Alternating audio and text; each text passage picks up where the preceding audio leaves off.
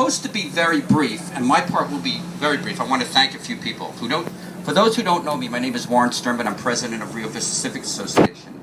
And on behalf of our association, I'm compelled to thank several people who really brought this park to fruition. First of all, I'd like to thank the board, several boards of the Rio Vista Civic Association, starting with Sam Poole. Sam, you just want to wait. Sam and John Wilkes were on Sam and John Wilkes were on the original board who spearheaded this park. At a time that was floundering, Clay Weiland and Joe Abruzzo, are either one of them here today? Joe or Clay?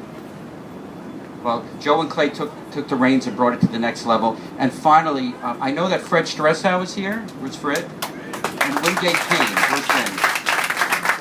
Current members of our Parks Committee who have done a phenomenal job completing this park. I'd like to thank a few other people, the mayor and Commissioner Rogers, who have been very supportive. Downtown Development Department is, Chris Wren is probably not here today, but the Downtown Development Authority, our friends at the Stranahan House, as well as Phil Thornburg in the Parks Department. Originally, that was going to be the end of my talk, and I was going to hand it over to my son Gunnar, who was instrumental in getting the name changed. Unfortunately, Gunnar's at a competition at Cardinal Gibbons in Boca Raton for science, so I might have to wing it, so you'll forgive me. We were asked about 6 months ago to come up with a name for the park, and the park was on the verge of being completed, and we threw out a few names like Centennial Park, and we didn't have anything that stuck, anything that was tied to this particular location. And then, about 3-4 months ago, Gunnar and I were taking a tour of the Stranahan House, and bam, it hit me it hit the two of us like a ton of bricks. And I'm going to read a little bit of an excerpt of something that we had sent to the city. And this is kind of interesting. In the early 1890s, Frank Stranahan came to this area and settled across the river to the spot that is now the current Stranahan House. Back in those days, the only way to get from Lemon City, which is now called Miami, up to Lantana, which is the next major city, was to go through Military Trail, Dixie Highway. In order to cross the new river, Frank Stranahan, I believe the year was 1893, set up the ferry. Now, Frank had a little over 10 acres of land on the other side over there. And there was a problem. Travelers coming from the north to the south would simply stop on his property. They'd find Frank, and they'd negotiate a ferry ride across the river. Unfortunately, can everybody hear me? Yeah. Okay. Unfortunately, people coming from the south to the north had a little bit of an obstacle.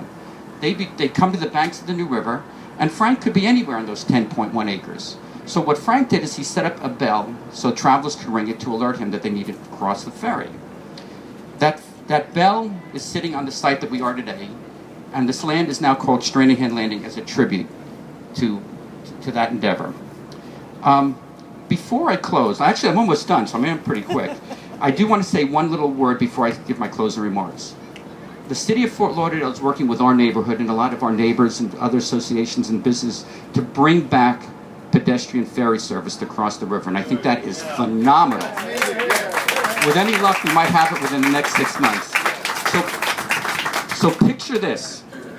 People who want to go to the Las Olas Art Festival, Christmas on Las Olas, or to bring friends and family from out of town, park in the courthouse, hopefully, who knows, and get on a ferry and cross the river, just like they did over 100 years ago, to go to the mouth of Las Olas, Ward Plaza, and the buzz is going before they even hit Las Olas. In conclusion, the best words you always like to hear at an event like this. In a city today, 3 things. Number 1, in a city today that is home to an abundance of businesses and corporations, you can argue that this ferry that we're paying tribute to, is probably the first commercial entity in the city. Number 2, the bell. For those who didn't hear it, they actually rang the bell about 20 minutes ago. That bell is probably the oldest surviving historical structure in the city of Fort Lauderdale. And in conclusion, I would like to thank our city and our leaders for allowing us recognition of the history in naming this park Stranahan Landing. Thank you very much.